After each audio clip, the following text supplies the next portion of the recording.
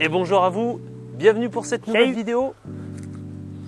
Aujourd'hui, on reste à Osaka pour visiter différents temples et sanctuaires.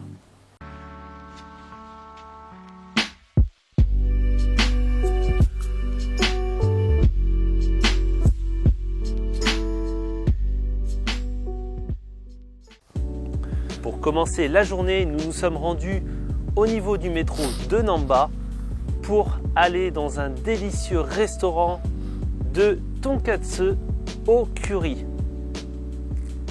En plus d'être bon, le repas nous a coûté seulement 850 yens.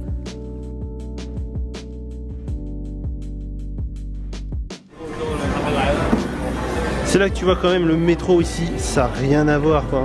Ça a vraiment une autre allure, ça fait quand même beaucoup plus classe. Après ce bon repas, nous avons été soudainement envoûtés par une délicieuse odeur de pain et de viennoiserie.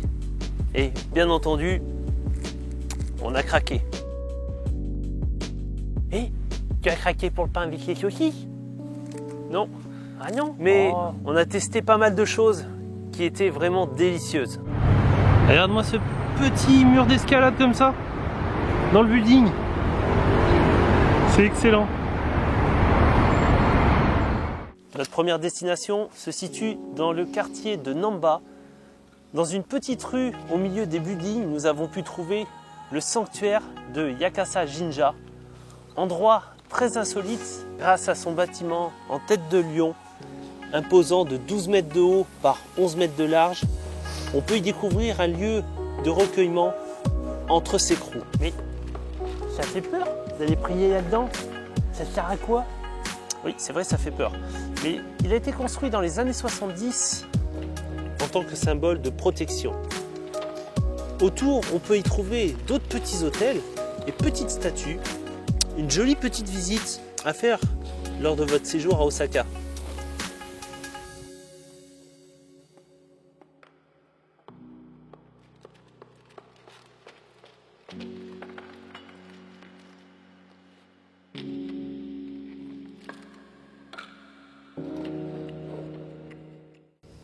Nous avons quitté Namba afin de nous rendre dans le quartier de Tennoji pour visiter le temple de Shi-Tennoji. Il fut construit en 593 par le prince Shotoku, dédié aux 4 dieux, rois gardiens des horizons, les Shi-Tenno, pour célébrer sa victoire contre un clan adverse. Il est le premier et le plus ancien temple bouddhiste du Japon. Malgré qu'il ait brûlé à plusieurs reprises, il a toujours été reconstruit à l'identique. Pour pénétrer à l'intérieur de l'enceinte, cela vous coûtera 300 yens. Nous avons continué notre visite autour des nombreux bâtiments avec des architectures toutes différentes les unes des autres.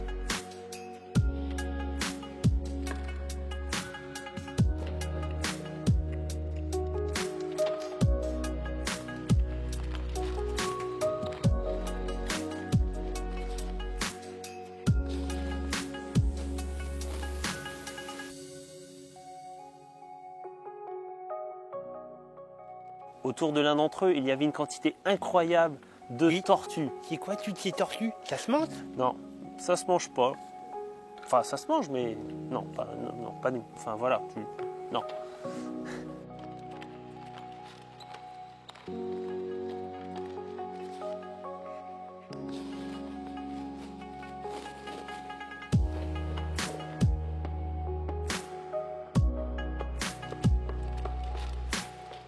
Et c'est quoi toutes ces pierres?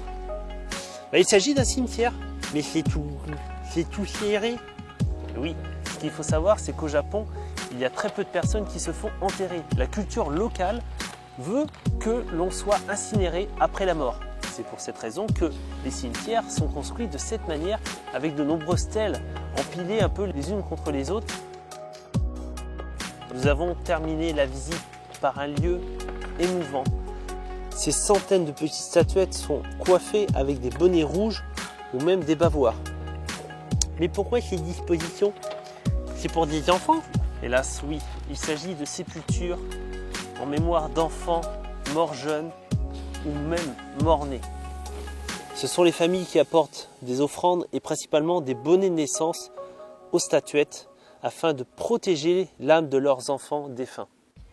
Après cette longue promenade au temple, nous nous sommes mis en route pour trouver un Starbucks.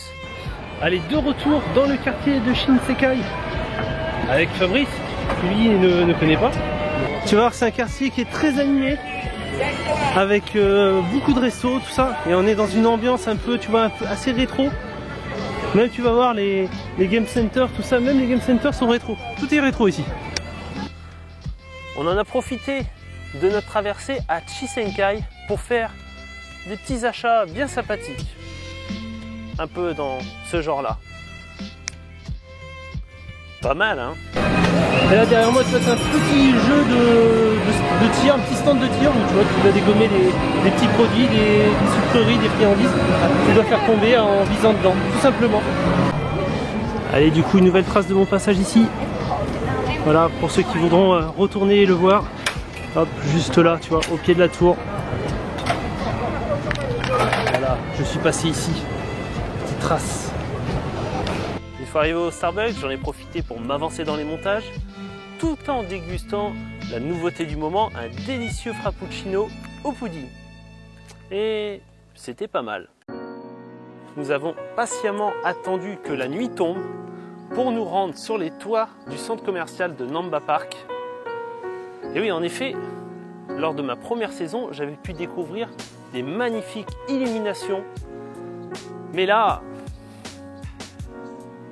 il n'y avait rien. Bon, bah finalement, Ça m'aurait plus surpris qu'il y ait des illuminations côté. il n'y a pas d'illumination. Faut revenir à Noël. Comme la dernière fois.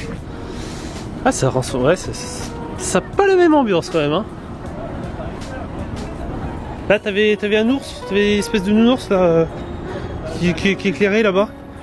Après cette attente ratée, nous sommes retournés à notre hôtel, mais on a quand même pris le temps de s'arrêter dans les combini, mais aussi pour savourer des bonnes choses dans les street food.